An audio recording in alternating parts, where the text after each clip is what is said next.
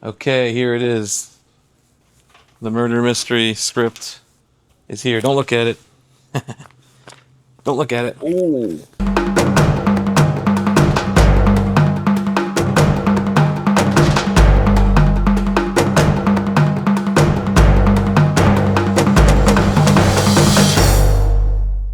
So what if nobody comes? That's the thought that hits me every time I build one of these nights. Before the doors open, before the music starts, before the drinks are made, I'll be standing in an empty room, looking at the stage, the lights, the bar, the staff, posters, the menu, all of it, and wonder, why is any of this going to matter? As you know, I'm building our next Venetian event, and now I finally have a story, and I finally have an official name, Murder at the Tiki Lounge. It's a great murder mystery, and on the surface it sounds like a lot of fun. Tropical drinks, noir lighting, a murder mystery, strange clues, music, a whole little world built inside our little cocktail lounge here in Burlington, Vermont. But underneath all of that is the real question. Can I make people care? Can I build something interesting enough that people have to leave their houses, come through the door, order a drink, and feel like they're part of something special? Because that's the whole game. That's the whole thing. Venetian Soda Lounge is not just a place where hundreds of people just accidentally pour through the door. We have to create a reason for people to come here. We're a destination. We have to build a world that people want to step into. And every time I do that, it feels like rolling the dice. If it works, the room comes alive and it's such great energy. If it doesn't work, I'm standing in an empty room with the staff looking at me like, now what, genius?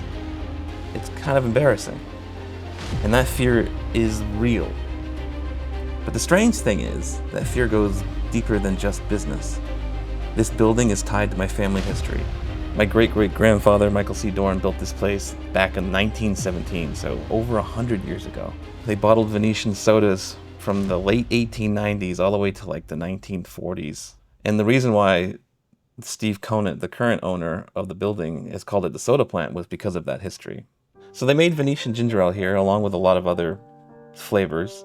They had birch beer, root beer, all that kind of stuff. And later they became contract manufacturers for big brands that I won't mention because they don't need the marketing.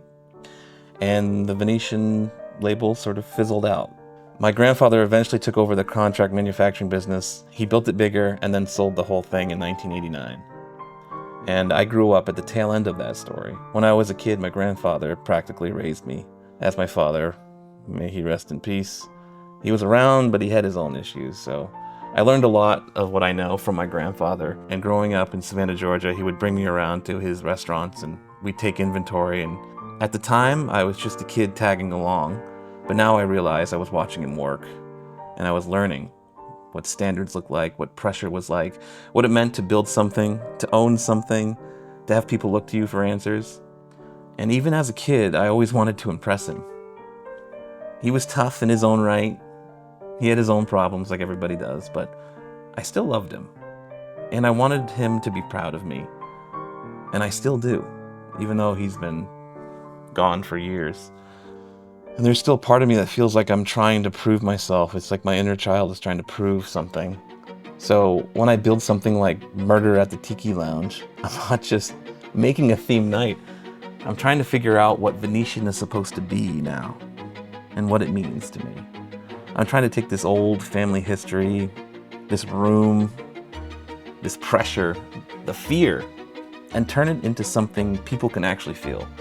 I grew up seeing what success looked like. I saw the lifestyle, I saw the family name meaning something.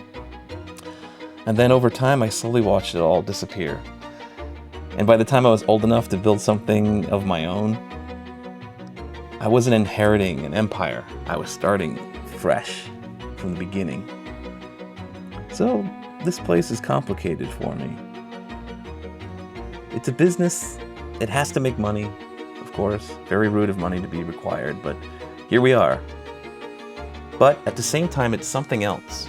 It's me trying to rebuild a piece of that story that I was born at the end of. It's me trying to make my grandfather proud. It's me trying to prove that I can take the name Venetian and make it mean something.